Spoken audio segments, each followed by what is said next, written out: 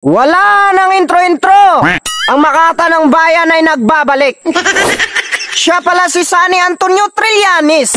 Idol ko siya noon sa pagiging anak pawis. Pinatunayan niya na kapag ang korupsyon ay di maalis, buhay niya ay kanyang ibubuwis. Ngunit kalaunay bigla na lang nagbago ang isip. Umatras at nagmistulang kamatis matapos magising ang presidente na kung tawagin nila ay duwindi, pero matapang naman kapag di mo iniintindi. Alam mo, Trillanes, nanghinayang ako sa'yo, promise. Nung sundalo ka pa, marami sa'yo ang panis.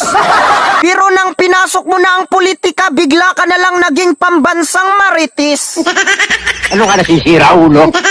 Ayaw ko na sana magmakata pero hindi ko na matiis. Ginagawa nyo kasing masama ang tao kahit hindi pa nalitis. Ang kinakalaban mo ay minahal ng mga DDS. Sasabihin mo sila ay mga pro-Chinese. Inong panahon ng mga dilawan, ikaw nga yung labas-pasok sa balwarte ng mga inchik. Tapos kapag may nawawala na isla, pagbibintang mo sa kanila para kang tangik. Yan ang hirap sa'yo, gagawa ka ng mali tapos bigla kang magmalinis. Kung nabubuhay lang si Miriam, matagal na siyang nainis. Baka sinampal pa yung mukha mo na parang pinis. Alas man ang buha nga mo, ha?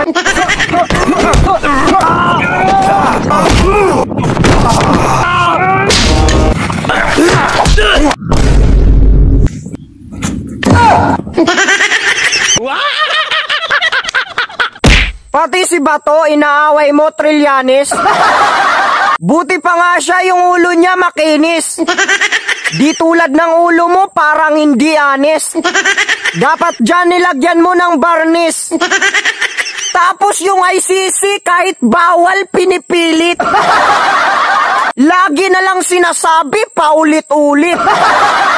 Sinong hindi magre-react, sobrang kulit. Tapos kapag pumalag, sasabihin ay guilty kaya nagagalit.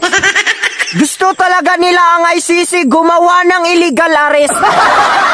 Kahit labag sa batas, gagawin masunod lamang ang kanilang nais. Tandaan nyo ang sinabi ni Nira Luna, walang nakakaangat sa batas maging ang president. Sa panahon ni Bato, matino ang mga pulis. Di tulad ngayon, kulang sa disciplines. Hay nako, ang gulo nyo kasing gulo ng Philippines. Who authorized you to make a backroom negotiation with the Chinese for this Scarborough? Yes, and the And president... you were telling me about treason, remember? Yes, and the president answered you directly that he authorized me. He told it in your face, Mr. President. I accepted that because I did not know that you were authorized. But the fact is that I asked you, whom did you talk to in China? I don't need to report to the Senate President, Mr. President. You have a duty to report what you do as a senator to this chamber. And in fact, you have a duty to notify the office of the Senate President when you leave this country to go abroad. But I did and not. The only time that I have authorized you is one time. I do not know how many times you have been to China. My understanding is you have been to China talking to the Chinese government for 6 times already. Yes. And that you have met them 15 or 16 times. Yes. For what? Minsan lang ako magmamakata pero sisiguraduhin ko na hindi ito nonsense. At para marami ang makaintindi, haluan ko ito ng Taglish. During your term as a Senate of the Philippines, you are entering a baluarte of the Chinese. Together the presidential consent. Then if the Philippine Islands is occupied by the foreigners, you are accusing the Duterte families.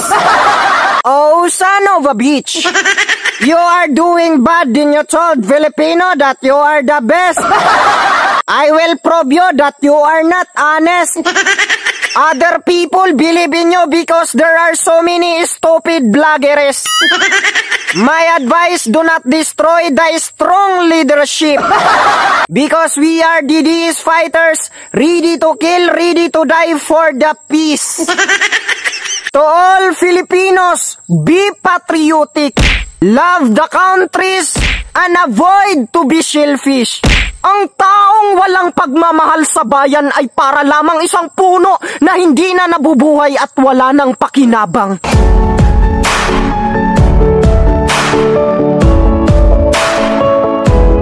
Pati si Madam Sara ay sinisiraan. No to pro-China daw para hindi masakop ng mga dayuhan. Di ibig sabihin na teritoryo ay pabayaan. Dahil naniniwala pa rin ako sa kanyang salitang binibitawan. Na ang oil and gas wag nyo lang pakialaman. Dahil mapipilitan talaga ako na magpadala ng warship dyan. Oo, totoong umiiwas kami sa digmaan.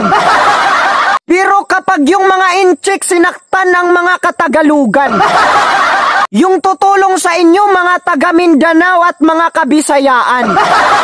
Kaya wag kayong magsalita ng sobra-sobra na kami ay taksil sa bayan. Dahil yan ay malaking kasinungalingan. Magkaiba man ang ating pulisiya at pamamaraan. Subalit sa oras ng kagipitan, tayo-tayo ang magtutulungan.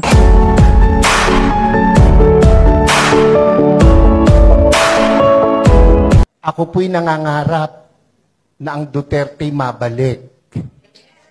Yung mga hindi pumalakpak, bahala kayo. Naran po kayo. Pansinin nyo, noong panahon niya na nakaupo, mga politiko'y takot na gumawa ng mali. Pati pulis, pati sundalo, takot. Aba, biglang, anong nangyari? Ngayon ang mga kurakot mga nakaupo. Naran po kayo? Ako, tayo may hindi pinanganak kahapon. Alam natin yan. Bakit ang isang obispo ay sumusuporta sa ganito? Aba, hindi masamang mangarap ng pag-unlad ng pagkakaisa sa bansa natin. Kung hindi tayo magsasalita at kikilos, kung hindi tayo magpapakita ng puwersa, ng lakas, sino ang gagawa nito? Sa panahon ni Duterte, ang mga abusado ay takot sa pamahalaan. Pero sa panahon ngayon, abusado na ang kinakatakutan. Mahal na Pangulo, hindi mo kayang pagkaisahin ang iyong bayan kung hayaan mo na lamang ang mga umaabuso sa kapangyarihan. Ang mga vlogger na umaabuso sa malayang pamamahayag ay dapat mo rin pagsabihan. Para matigil na ang bardagulan. Dahil nagbuwis ng buhay ang ating mga bayani para malaya tayong pamunuan ang ating mahal na bayan. Pero hindi sila nagbubuwis ng buhay para magkawatak-watak tayo. Ang bayan ko'y tanging ikaw, Pilipinas kong mahal, ang puso ko at buhay mo.